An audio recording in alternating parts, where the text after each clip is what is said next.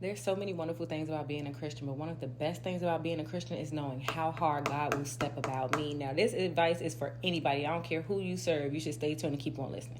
There's a phrase I like to use. I say, you can do it first, but God gonna do it worse. And that could apply to anybody if you're moving wrong. Scripture tells us that vengeance belongs to the Lord. So I don't care what you do to me. I'm not doing nothing to you outside of talking to my Father about it, because I'm not about to catch a fade because you decided to do me wrong. That's not. You catch what you get. Now look, keep listening, because I'm really about to paint this picture of how real this is. Now, I started by saying one of the best parts about being a Christian is knowing how hard God gonna step about you, but also that this is a good message for everybody, because this is really some need to know. Now, almost everybody know David and Goliath. David killed Goliath the giant with a rock and a slingshot when the army was afraid to fight him. The leader of that army, who was afraid of Goliath, who David killed with a rock and a slingshot, was Saul, who would later go and try to kill David. David went on the run, and he kept running. And when he would see Saul, he would be like, Lord, what did I do?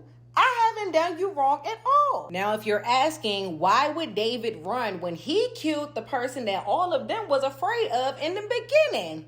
That's the important part. Saul was anointed by God.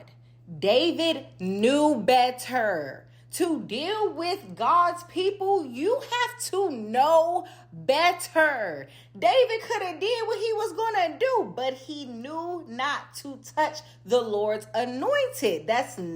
You don't do that, because you could do it first, but God gonna do it worse. That's the lesson. If you don't get it, okay, later, love you.